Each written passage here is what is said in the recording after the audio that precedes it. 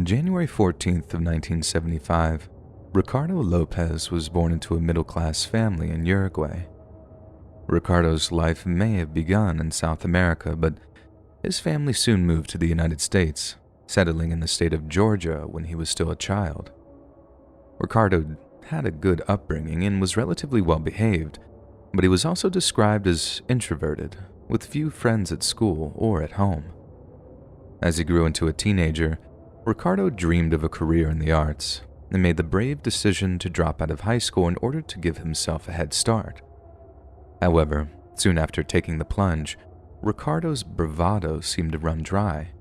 He suffered from feelings of inadequacy and was so terrified of rejection that he avoided applying to art school entirely. To support himself, Ricardo worked on and off at his brother's pest control business, and by age 17, he had not only become cripplingly reclusive, but he had developed a rather unhealthy obsession with celebrities. In 1993, Ricardo discovered an Icelandic singer by the name of Björk. Björk's first adult solo album was released in June 1993 to positive reviews and was subsequently named Album of the Year by the New Musical Express. Quickly earning platinum status in the US, her debut catapulted Björk to stardom. Her song, Venus as a Boy, was featured in the cult film Leon the Professional, adding a hint of floaty levity to a dark and violent narrative. Tens of thousands of Americans were captivated by Björk's ethereal pop music and hypnotic appearance, Ricardo included. But unlike his peers, whose interests in Björk began and ended with her music, Ricardo wanted to know everything there was to know about his favorite new artist. Ricardo began researching her early life and career, writing her numerous fan letters as he did so. These letters told Björk that she was his muse, and that his growing obsession provided him with an almost euphoric sensation. During this time, Ricardo also kept a journal, one in which he detailed his all-consuming infatuation. His writings reveal an ever-widening gyre between himself and reality, as he seemed certain that he would soon be accepted by Björk as a friend and mentor, or as Ricardo phrased it, someone who had an effect on her life. Ricardo also fantasized about creating a time machine, then using it to travel back to the 1970s where he would make friends with a childhood version of Björk. That way, he would secure himself as an indispensable figure in her life. Ricardo also seemed disturbingly confused over the nature of his feelings for Björk, and wrote in one diary entry that he couldn't make love to her because he loved her so much. By the time Ricardo was finished with the journal, it was a jaw-dropping 803 pages, with entire tracts of it detailing his lack of self-worth, how he was a loser who never even learned to drive. In total, the journal contains more than 160 references to himself as a failure, 34 references to taking his own life, and 14 references to murder. Compare those numbers to 408 mentions of Björk, and you start to get an idea of just how fixated Ricardo really was. By 1996, Ricardo was living in Hollywood, Florida, renting a small apartment while struggling to find work. It was around this time that he read an Entertainment Weekly article which detailed Björk's budding relationship with a London-based DJ named Goldie. Upon learning of this, Ricardo flew into a rage, consumed by feelings of jealousy, anger, and betrayal. "I wasted 8 months on her, and she has an effing lover?" he wrote in his diary, making several racist remarks in the process. Ricardo seemed irate that Björk was romantically involved with an Afro-Caribbean man, and began thinking of ways to punish her for embarking on an interracial relationship. This is around the same time that Ricardo ceased working on a handwritten diary and began to film a series of video diaries in his apartment. In one such video, Ricardo states that the purposes of the recordings was to document my life, my art, and my plan. Comfort is what I seek in speaking to you. I am being my own psychologist. You are a camera. I am Ricardo. Over the course of the next few months, Ricardo filled 11 VHS tapes with his unhinged rants, totaling 22 hours of video diaries. He made references to his feelings for Björk as the crush that ended up as an obsession, and recorded himself planning and preparing what he referred to as his revenge. In one video, Ricardo seems to be arguing with himself over Björk's potential fate, and it's extremely disturbing to see his thought process end with, "I'm just gonna have to kill her. I'm gonna send her a package which, in turn, is going to send her to hell." It should be noted that in most incidents of stalker-related violence, the perpetrator has most commonly used a blade or firearm as their weapon of choice, whereas in Ricardo's case, his proposed methods were much more chillingly creative. For example, he brainstormed an idea that involved filling an explosive device with hypodermic needles containing HIV-infected blood. When he realized such a device was untenable, Ricardo switched the design up slightly, replacing the tainted blood with none other than sulfuric acid. The design consisted of a hollowed-out book, one which would spray Björk with the acid when she attempted to open it. The final stage of Ricardo's plan was to take his own life once he's received news of his attack's success. That way, he and Björk would be united in the afterlife, where they would remain together for all eternity. September 12th of 1996 saw the final entry into Ricardo's video diary. He titled the entry, "Last Day, Ricardo Lopez," and it begins with a visit to a local post office. Ricardo has the book bomb in his possession and documents his attempt to mail it, stating that he's very, very nervous, and that if he arouses any suspicion, he'll take his own life rather than face arrest. The video cuts out just as Ricardo walks into the post office and only resumes once he's returned home. Björk's music plays in the background as a naked Ricardo shaves his head and paints his face red and green.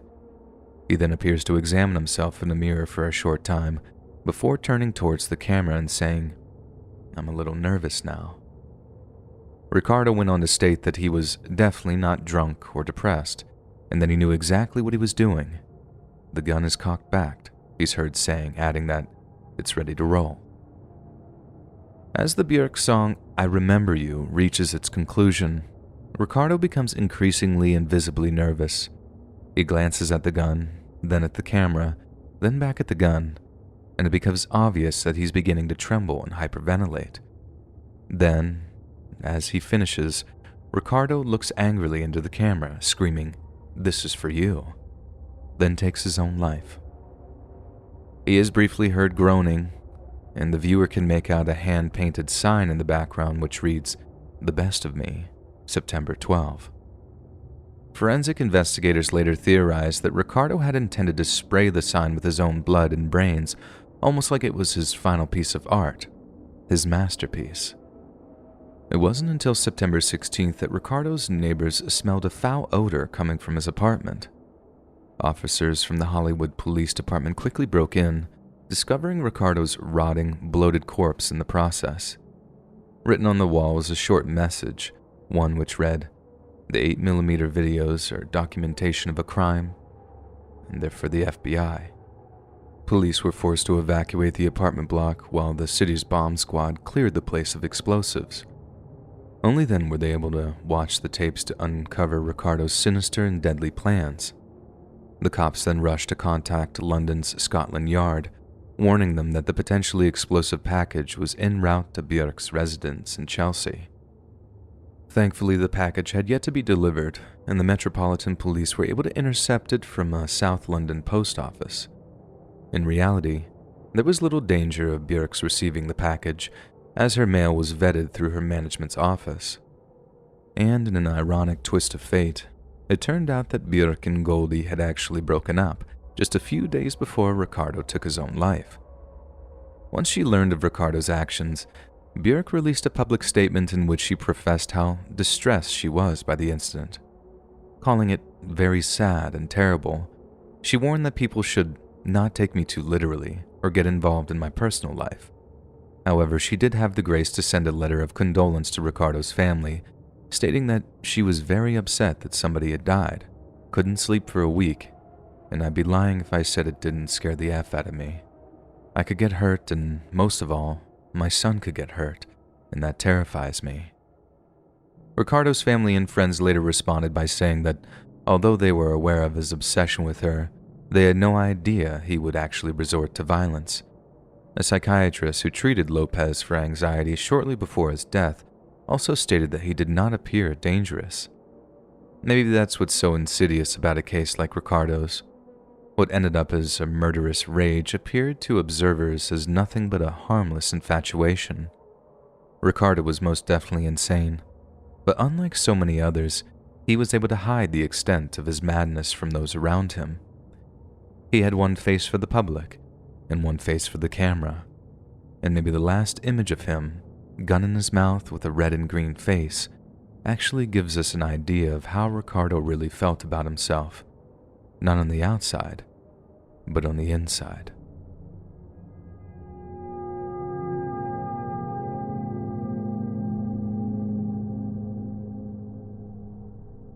So, without being too specific, I live in a very hot, very sunny place, and a few years back, I lived in an apartment that had some amazing natural light.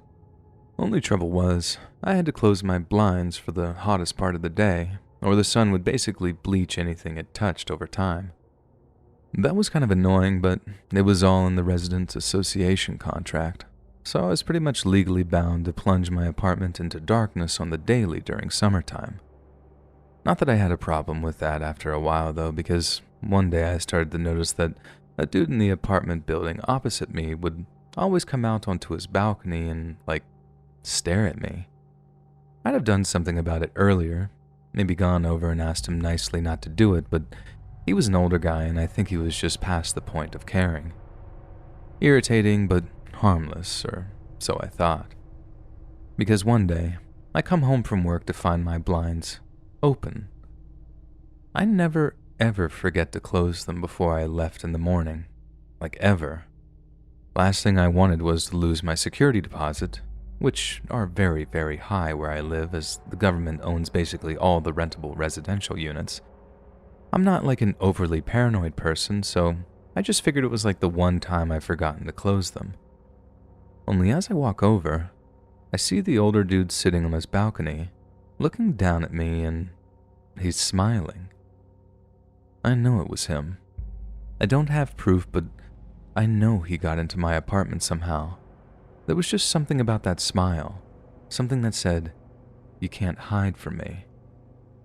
For a while I thought he might have gotten the building's maintenance guy to open them or something, or the cleaners. They serviced apartments, and might have forgotten to close the blinds after spending time in my apartment. Naturally, my first action was to contact the building's management and told them I thought there might have been a break-in. Obviously, they were very open to investigate this and told me that they'd have the security team review the security camera footage from my block to identify if someone broke in.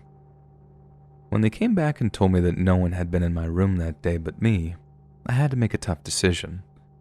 I could stay at the apartments and put myself at potential risk, or I could buy out the rest of my lease and just get out of there. This is what had me second-guessing myself, as a few $1,000 wasn't a loss I was willing to easily swallow. But then all it took was waking up one day, walking over to my window, and seeing that guy smiling down at me again. Smiles are weird like that. Some types can be like a ray of sunshine, but that guy's smile made my skin crawl. Some things in life you just don't risk, and whether it was that old dude or something else I hadn't figured out, I just wasn't willing to find out the hard way.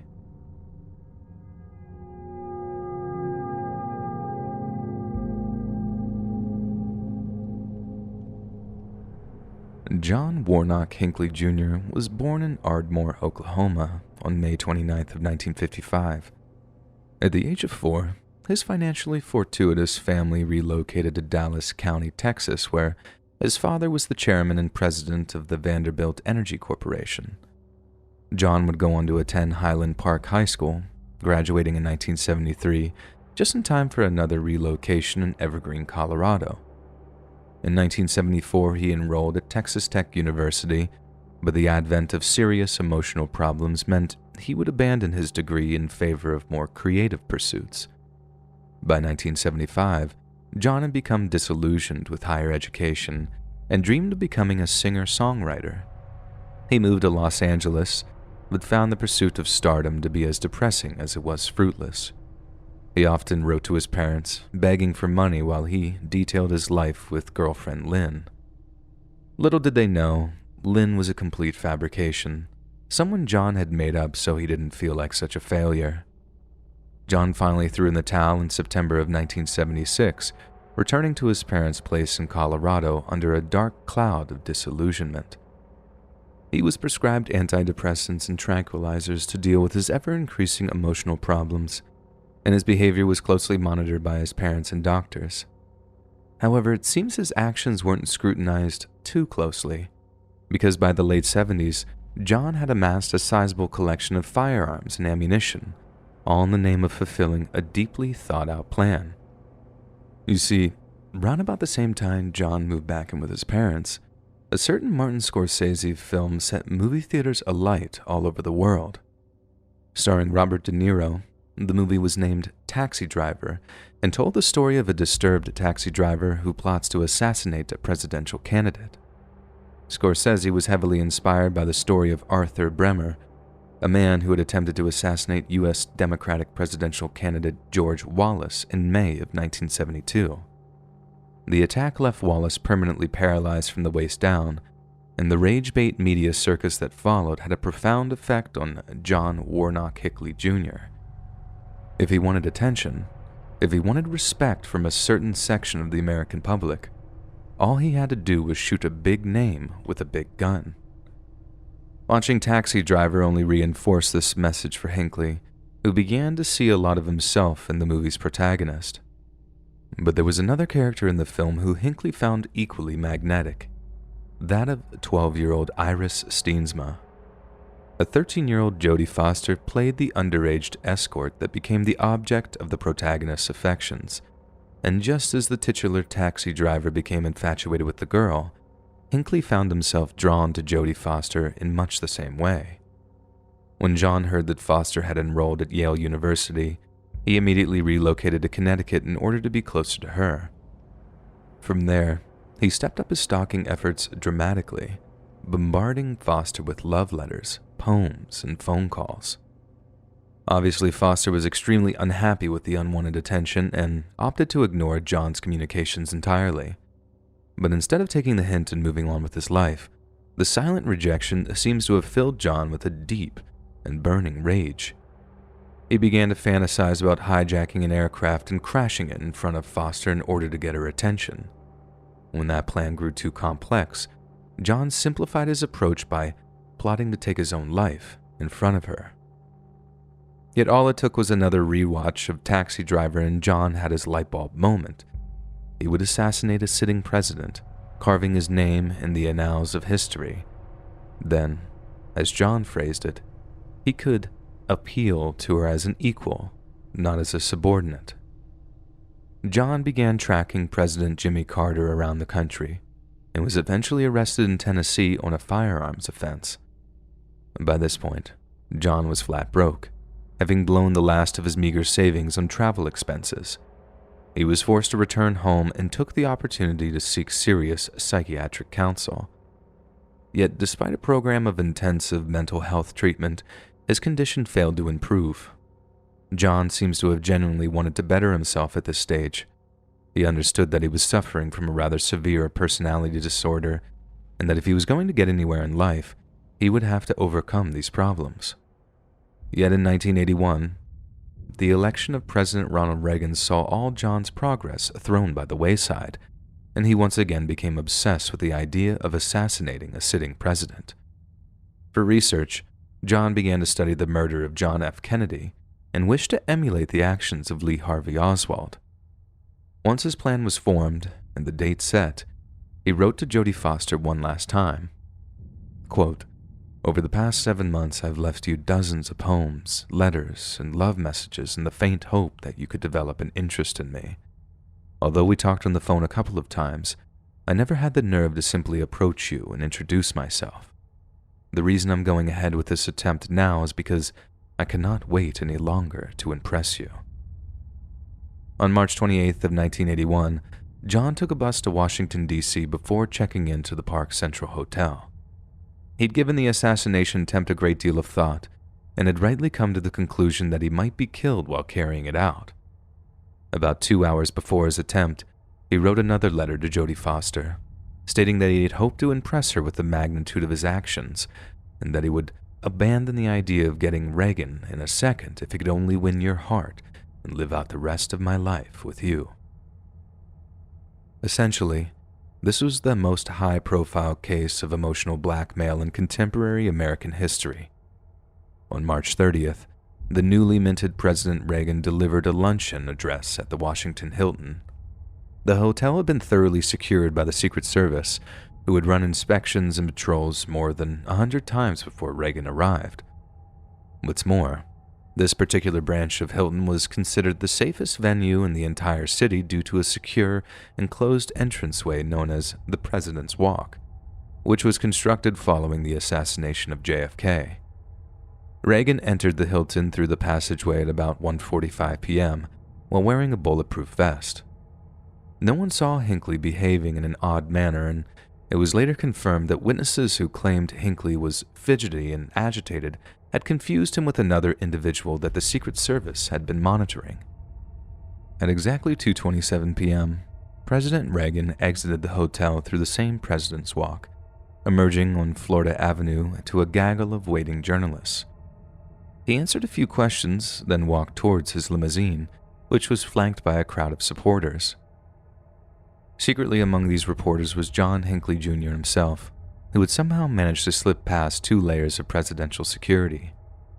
As Reagan's supporters applauded him, he just so happened to pass directly in front of John's line of sight. Believing this was his golden opportunity, John assumed a crouching firing stance, then rapidly discharged a .22 revolver in Reagan's direction. All 6 bullets missed the president, but devastation was unleashed on those around him. The first bullet struck Press Secretary James Brady in the head, just above his left eye. The bullet then traveled underneath his brain, shattering his brain cavity in the process. Police officer Thomas Delahanty was then struck in the back of his neck by the second shot, with the bullet ricocheting off his spine. Alfred Antonucci, a labor official from Ohio, spotted Hinckley's firing the first 2 shots and rushed into action. He bashed John over the head and wrestled him to the ground, but otherwise failed to disarm him.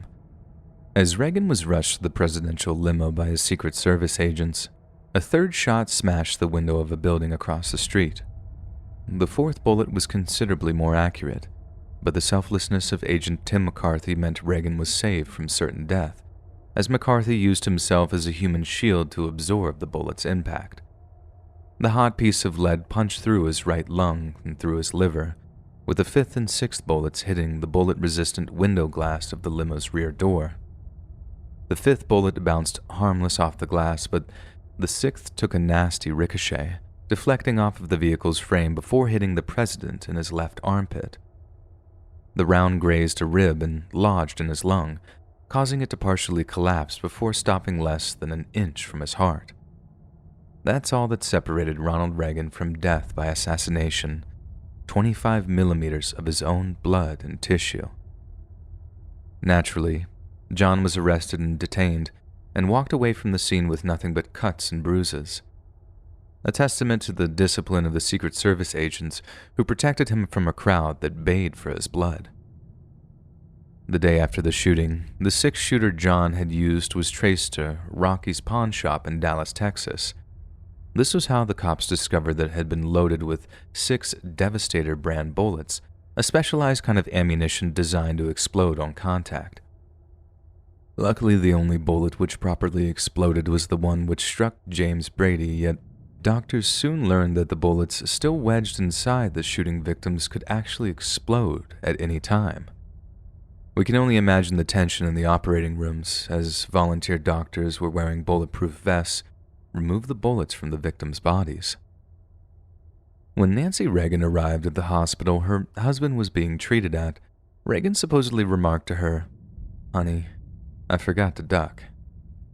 Then, upon entering the operating room in a conscious state, Reagan removed his oxygen mask to quip, "I hope you're all Republicans." It was reported that the doctors and nurses laughed out loud at the president's remark, with Joseph Giordano, head of the medical team and a registered Democrat, replying with, "Today, Mr. President, we're all Republicans." At his trial in 1982, John was charged with 13 separate offenses, but was eventually found not guilty by reason of insanity. The attorney who represented John during his trial argued that his client suffered from a devastating form of schizophrenia, while another diagnosed Hinckley with narcissistic and schizoid personality disorders. He was quickly transferred into psychiatric care after stating that the shooting was the greatest love offering in the history of the world, before professing his disappointment that Jodie Foster hadn't reached out to him in the aftermath of the event. While confined to St. Elizabeth Hospital in Washington, D.C., John was treated for narcissistic and schizotypal personality disorder, as well as major depressive disorder. Tests revealed that he was an unpredictably dangerous man who might harm himself or any third party at the drop of a hat. In a 1983 Penthouse interview, John said his average day consisted of seeing a therapist, answer mail, play guitar, listen to music, play pool, watch television, eat lousy food, and take delicious medication. By 1987, John had applied for a court order allowing him periodic home visits, and as part of the consideration of the request, a judge ordered Hinckley's hospital room searched. To their horror, hospital staff discovered photographs and letters that showed that John's fixation with Jodie Foster hadn't been dampened in the least bit. Officials also uncovered evidence that John had exchanged letters with serial killer Ted Bundy, as well as seeking a mailing address for the incarcerated Charles Manson. Manson had apparently inspired Lynette "Squeaky" Fromm to attempt the assassination of President Gerald Ford, and it was speculated that John believed he and Fromm had enough in common to spark a romantic interest in her. In July of 2016, after years of legal battles, a federal judge ruled that John could be released from St. Elizabeth's on the grounds that he was no longer considered a threat to himself or others. Although he was released from the hospital, it was with many conditions. For example, he was required to live full-time at his mother's home in Virginia. He was forbidden from consuming alcohol, and he was forbidden from owning a firearm. Some of those are pretty standard for an early release, but the list also included some rather unusual stipulations. A great example of these is how John was forbidden from owning any memorabilia related to Jodie Foster. He was also told he wasn't allowed to visit the graves of past presidents and had to make solid records of his internet search history. Another rather strange condition of his early release was that John was forbidden from giving interviews to the press and from posting content online. Yet in late 2020, this ruling was quashed and John was free to, of all things, start his own YouTube channel. Listed under the name John Hinckley, the channel includes many original pieces of music penned by John himself. Some are called things like Love for Real and The Never-Ending Quest, and are generally lighthearted pieces of acoustic pop which belie the man's criminal history. Yet on occasion, it's impossible not to notice the cold, dead look in Hinckley's eyes, or to appreciate the irony of a man like him singing, "Can't we all just get along?"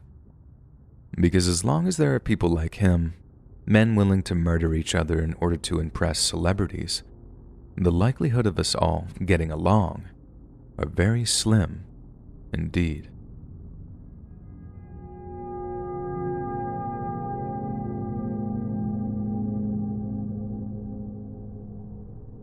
About 10 years ago, while she was still in college, my wife went on a date with a guy, probably the weirdest of her entire life. She didn't see him again, but the guy had other ideas, I guess, and basically began stalking her. It got worse and worse until she was forced to get a restraining order. But it turns out that those things have an expiration date on them. In one sense, that makes sense. People change, people better themselves. But at the same time, which part of obsessive psycho makes you think they're just going to let it go? Anyway, she ended up moving to my state for graduate school, and we got married after dating on and off for a couple of years. She told me about the guy one time, but it was more like a dark chapter in her former life, one that was well and truly over with. Or so we thought. The problem now is that my wife received a letter in the mail recently from the stalker that had her home address on it, one that included a return address on it too. He wants a reply, and if he doesn't get it, well, I don't want to think about that. The question is, what legal options, if any, do we have? We live in a different state than the stalker, hundreds of miles away, but I'm not looking forward to telling my wife that this psychopath knows where we live when she gets home from work today, as you can imagine. I don't really want to include the specific state we live in or much detail than I've already included because of the risk of the stalker reading this and using it against us somehow. I can't believe this is happening, and honestly, I'm terrified. She's talked the guy up to be this total schizo, and I've never been much of a fighter. I'm scared that we go down the legal route, spending all this time and money, only for him to just show up on our doorstep one day with the worst of intentions.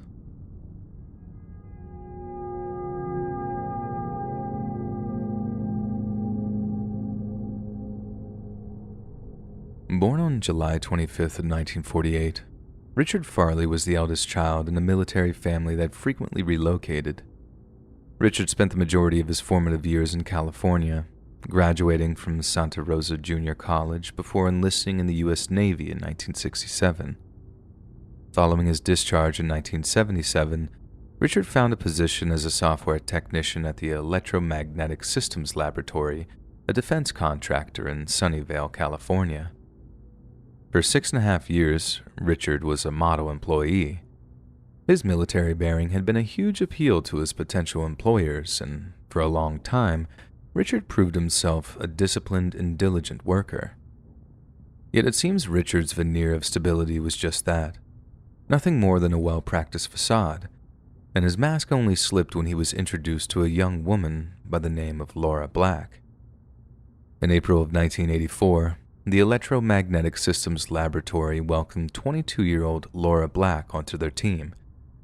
Richard was 35 at the time, and the moment he laid eyes on Laura, he was smitten. He later said that it was love at first sight, how he was suddenly magnetized to her beauty, and in that moment, he swore he'd do anything to make her his. At first, Richard's advances were wholesome and respectful. He sent Laura a letter, along with a basket of homemade baked goods, inviting her out on a date with him. Laura later said she was flattered, but politely declined his offer, as Richard wasn't someone she was interested in dating. She'd hoped that Richard might take the rejection in his stride, but unfortunately, this proved to be painfully wishful thinking. One day, Laura received a call at her desk via the office's internal phone network. When she answered, she recognized the voice on the other end, but their demeanor was anything but professional. It was Richard, and he was demanding to know why she wouldn't go out with him. Laura firmly rebuked him, demanding that he leave her alone, and for a while it worked. But when Richard suddenly showed up at Laura's aerobics class, she realized she wasn't dealing with a well-adjusted person. After the aerobics ambush, Richard enacted a sinister scheme in which he provided false information to his employer's HR department. Through this, Richard was able to obtain Laura's address and phone number. Part 2 of his plan involved befriending the company's custodial department as a way to secure a copy of Laura's desk keys. This way, he could pore through her office desk in order to gain insights into her personal life. Laura found Richard's advances to be incredibly creepy, but every time she confronted him, he'd back off long enough for her to regain some semblance of comfort. Almost every time he retreated, she thought she'd ended the problem, but Richard's stalking always resumed, and always with an increasing gall and intensity. The final straw appeared to be when Richard began sending Laura doctored photos of her, photos that Richard had inserted images of himself into. They were mocked up to make the pair look like a loving couple, and the implications made Laura's skin crawl. Finally, after almost a full year of sporadic harassment, with Richard averaging at least 2 incidents of stalking a week, Laura approached the ESL Human Resources Department and begged them for help. After a brief investigation, the company took swift action, presenting Richard with an ultimatum. Either he sought counseling, or his employment would be terminated.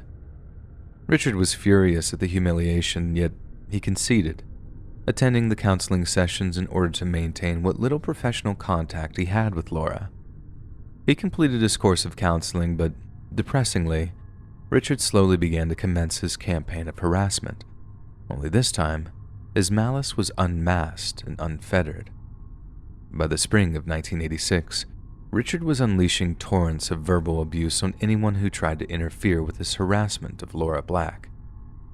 It was these outbursts, along with the decline in his performance, that led him to being fired by the Electromagnetic Systems Laboratory. However, he quickly found a similar position at a rival company that was also based in Sunnyvale, allowing him to continue stalking Laura in his spare time. This eventually led Laura Black to file a formal restraining order against Richard in February of 1988, one that was provisionally granted by a family court judge who sympathized with her 4-year-long plight. When Richard learned of the restraining order, he flew into a rage and began plotting to undermine the legal integrity of the restraining order. On February 9th of 1988, Richard dropped off a package at the office of Laura's attorney. The package contained doctored photographs, hotel and credit card receipts, and fabricated love letters, all designed to make Laura seem like she was lying about them having a prior relationship. While the contents of the package were decidedly false, it was voluminous enough to cast a great deal of doubt onto Laura's claims, and while she fought to have the restraining order ratified, this gave Richard time to put another one of his schemes into action. A complete restraining order might have prevented Richard from doing what he did next, but since he delayed its formal recognition, he was able to make a life-changing decision completely unimpeded. Richard began to stockpile weapons and ammunition, including a Mossberg shotgun barrel and a Ruger .22 LR carbine and over 3,000 rounds of ammunition. Then, on the day before the restraining order was due to be fully instituted, Richard Farley drove his motorhome into the Electromagnetic Systems Laboratory parking lot. He later confessed that the purpose of his visit was to talk Laura out of filing the restraining order and that if she refused, he would take his own life in front of her. Yet as grim as his plan was, it required more than one firearm, and a small one at that. So, the fact that Richard loaded his vehicle up with a 12-gauge semi-automatic shotgun, a .22 scoped rifle, a 12-gauge pump-action shotgun, and 4 smaller pistols speaks to much deadlier machinations. Richard wasn't preparing for a discussion. He was preparing to commit a massacre. On February 16th of 1988, when Richard climbed out of his motorhome, he wore a bulletproof vest, earplugs, and a single leather shooting glove. Stored in a variety of clips, magazines, and speed loaders, Richard had over 1,000 rounds of ammunition on his person and carried a pick and mix of his makeshift arsenal as he walked towards the ESL building. Then, out of nowhere, he raised his rifle and began firing at innocent bystanders. Security tried to lock Richard out of the building, but he simply shot his way through the glass front doors and continued to fire at will. His victims were mostly random, but his route was not. Richard was pushing through the ESL building, intent on visiting one office in particular, that of the 26-year-old Laura Black, the woman he'd been victimizing for the past 4 years. Laura had already heard the approaching gunfire and had been walking towards her office door as Richard arrived on the opposite side. The maniacal gunman thrust a boot into the foxwood paneling, opening the door but inadvertently sending it smashing into Laura's head. She fell back onto the carpeted floor, ears ringing, barely conscious, and completely at the mercy of her dangerous, insane stalker. Richard stood there for a moment, eyeing his prostrate prey. Laura was 10 years younger than him and almost a foot shorter. She posed no threat to the man whatsoever. But still he raised his shotgun, and still he pulled the trigger. The shot sent steel pellets ripping into Laura's left shoulder, collapsing a lung in the process, but for some reason, Richard only fired once. It could have been that shooting Laura brought a certain gravity to the situation, making Richard realize what he was doing was an act of pure evil. But it's more likely that, by that point, Richard could hear police sirens and what had once been a feeling of utter wrath became one of abject terror. Within minutes, he'd be facing a SWAT team, and the best-case scenario involved spending the rest of his life in a cage. It's likely he panicked, allowing the wounded to crawl away and hide, and miraculously, this included his intended victim, Laura Black. The presence of police snipers caused Richard to unravel even further, and after the marksman cover gave Laura and the other survivors a window of escape, Richard surrendered after being offered nothing more than a sandwich and a soft drink. In total, 98 shots were fired, and 7 people were murdered during an attack that lasted more than 5 hours. At his multiple murder trial, Richard gave a full and frank confession to the killings, but shocked the court by pleading not guilty. Though a statement read out by his attorney, Richard stated that he didn't actually plan to kill anyone, and had only wished to get Laura's attention. This was when he touched on his plan to take his own life in front of her if she happened to reject him for what could have easily have been the 100th time. Richard's defense attorney claimed that contrary to the evidence, his client was not a violent man. To quote, the attorney said his client only had his judgment temporarily clouded by his obsession with Black, and that he would likely never kill again. In clinical terms, this was partially supported by the fact that Richard lacked any kind of criminal record, but the jury was far too astute to be fooled by any kind of legal gymnastics. On top of that, the prosecution provided them with documentation from every step of Richard's stalking, producing almost every single letter he ever sent, along with the receipts from his weapon and ammo purchases. This evidence amounted to extensive premeditation and proved to be the final nail in Richard's judicial coffin. On October 21st of 1991, Richard Wade Farley was found guilty on all 7 counts of first-degree murder. A few months later, a superior court judge sentenced him to death. In line with California state law, several appeals were automatically lodged. This is one of the reasons why so many of California's death row prisoners have historically had their sentences reduced to life imprisonment. But even in a state so keen to show mercy on its condemned, 2009 saw California's Supreme Court uphold Richard's death sentence. To them, such a rare monster as he deserved nothing but execution.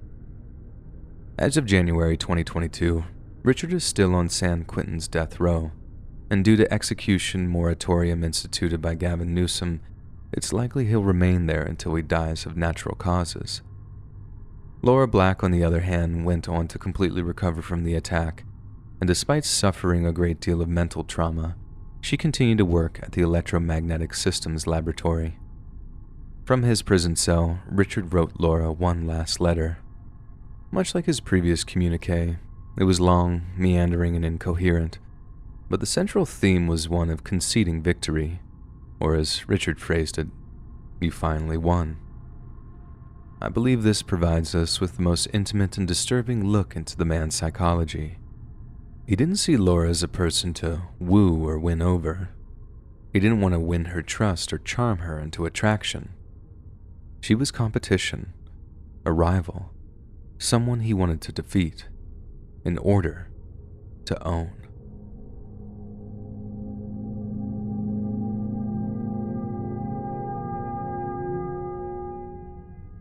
In January of 1999, 21-year-old student Shiori Ino decided to visit an amusement arcade in her home city of Saitama.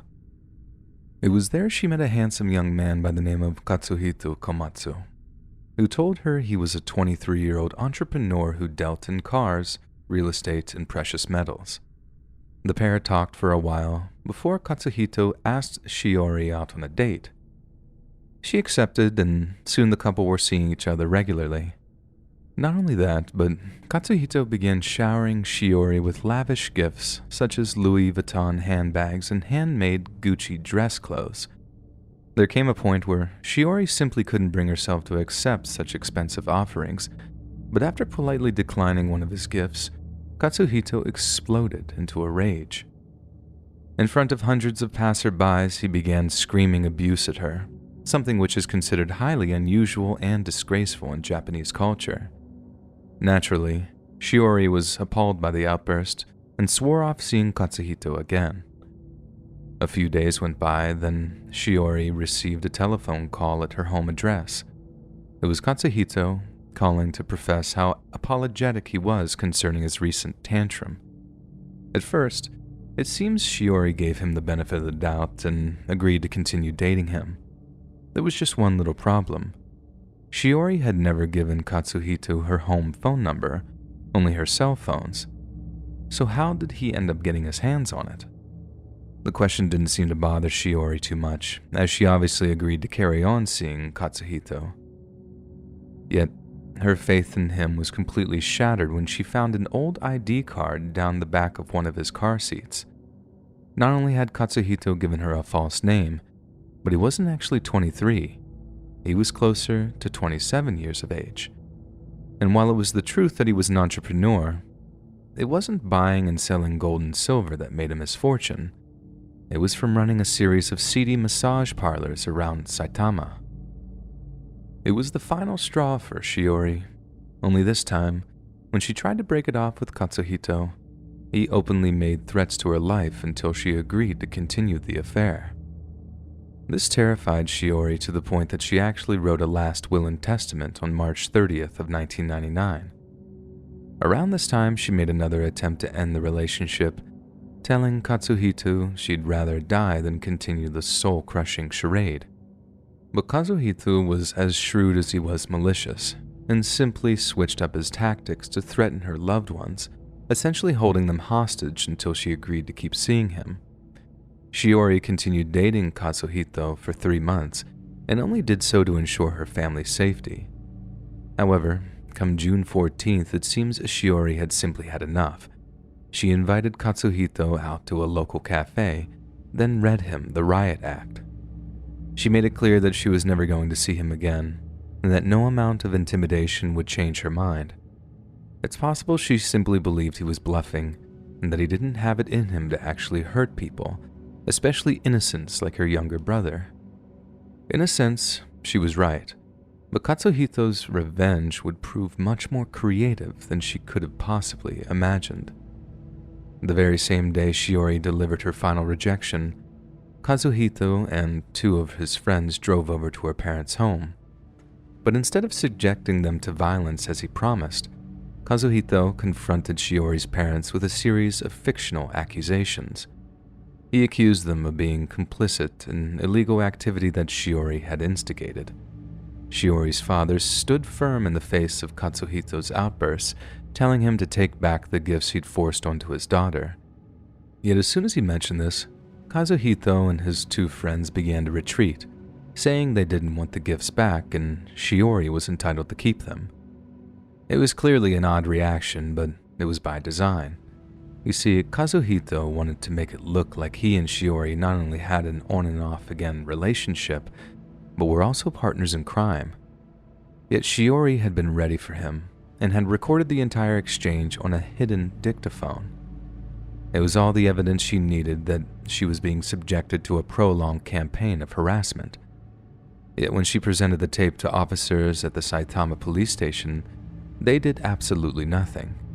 To them, she didn't have a case, and it was nothing more than a dispute between criminals.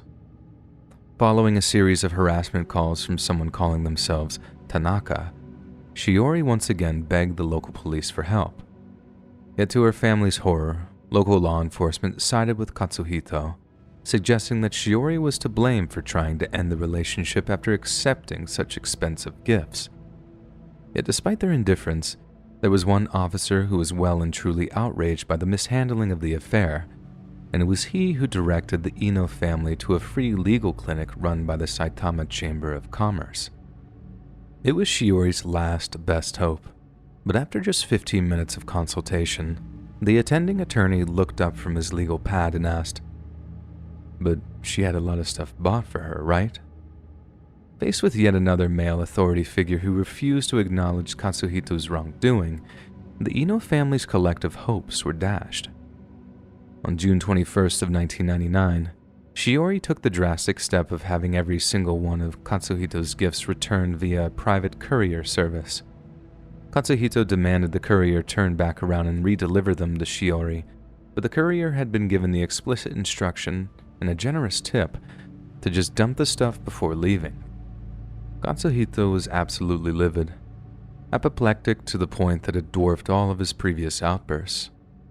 This time, instead of taking steps to embarrass or browbeat Shiori, he decided on a much more permanent solution. Kazuhito approached an ex-manager of one of his massage parlors and gave him an offer he couldn't refuse. 33-year-old Yoshifumi Kubota had been down on his luck for quite some time, so when Kazuhito offered him over $175,000 for a job, he just about jumped at the chance. But there was a catch. To earn the money, Yoshi would have to commit murder, and his target would be none other than Shiori Ino. Finally, on October 26th of 1999, as Shiori cycled to Okigawa Station, Yoshi was waiting for her. As she reached the station and climbed off her bike, Yoshi approached her from behind and stabbed Shiori in the side of the torso. She screamed out in pain, but as she turned and attempted to flee the scene, Yoshi plunged the blade into her heart, killing her instantly. She was officially pronounced dead at 12:50 p.m., with her cause of death listed as shock due to massive bleeding. Immediately, the Saitama police realized what a terrible mistake they'd made. Every word of Shiori's story had been true. She was an innocent victim, not a criminal accomplice. Yet instead of apologizing, reviewing the incident, or changing their procedure, they did something unforgivable. They began what amounted to a campaign of disinformation, falsely portraying Shiori as a promiscuous harlot who'd manipulated Katsuhito into buying her a variety of designer goods. This was jumped on by the nation's tabloid newspapers, who began pumping out completely fallacious stories on how Shiori was an escort, a con artist, and a criminal.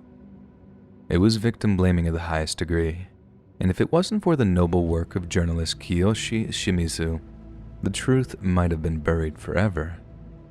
Kiyoshi began digging for the facts, interviewing Shiori's parents, as well as a variety of her close friends. He also began investigating Katsuhito and discovered that Shiori wasn't the only girl he had lied to regarding his age and occupation. Kiyoshi produced an extensive write-up, with a magazine by the name of Focus publishing it during the fall of '99. It was truly a brilliant piece of investigative journalism, one which vindicated Shiori and her grieving family. The evidence was so cohesive and compelling that it whipped up outrage among the Japanese public, forcing the police to arrest Katsuhito's handful of accomplices. It should be noted that he had completely absconded following the murder, and that Kiyoshi Shimizu actually tracked him down personally before forwarding his location to the police. Katsuhito might have been pure evil, but he was no idiot, and he soon cottoned on to the fact that he was being followed. So, instead of surrendering himself or allowing himself to be captured, he made the decision to take his own life. His body was found on January 27th of the year 2000, floating in a lake near the town of Teshikaga. Police then found a letter in his hotel luggage, one which amounted to a note describing him taking his own life, explaining that he had planned to take his own life at some point following Shiori's murder. Public outrage also promoted a legislative hearing by the Saitama Prefecture Police, who were heavily criticized in the Japanese media for their apparent dereliction of duty. Yet this is the same media machine that pumped out smears against Shiori and had essentially defended an obsessive psychopath. The police issued a formal apology to the Ino family, and 9 Saitama police officers were either disciplined or outright fired for their colossal failures. Yoshifumi Kubota, Shiori's killer, was eventually given 18 years in prison, while other accomplices received 15 years. On the other hand, the hero journalist who'd uncovered the truth received the Editor's Choice Magazine Journalism Award, as well as the National Association of Commercial Broadcasters in Japan Reporting Award for his work. He would later receive the same awards again after clearing an innocent man's name, and was quick to point out similarities with how the police and prosecutors handled the case. After the scandal was put to bed, The Japanese government instituted a series of anti-stalking regulations, which they hope would make similar incidents a thing of the past. Yet it seems as frustrating as it is tragic that a young woman had to lose her life in order for such regulations to be put into place. Yet it's tough not to be reminded of an old adage, one that says, safety regulations are written in blood. It's just a shame that in this case, that blood had to be Shiori's. Hey friends, thanks for listening. Click that notification bell to be alerted of all future narrations. I release new videos every Monday, Wednesday, and Friday at 7 p.m. Eastern Standard Time. If you got a story, be sure to submit them to my subreddit, r/letsreadofficial, and maybe even hear your story featured on the next video. And if you want to support me even more, grab early access to all future narrations and bonus content over on Patreon, or click that big join button to hear about the extra perks offered for the channel. And check out the Let's Read podcast, where you can hear all of these stories in big compilations and save huge on data, located anywhere you listen to podcasts. Links in the description below. Thanks so much, friends. And remember, we're going to collab. We're going to start a band with Jodie Foster.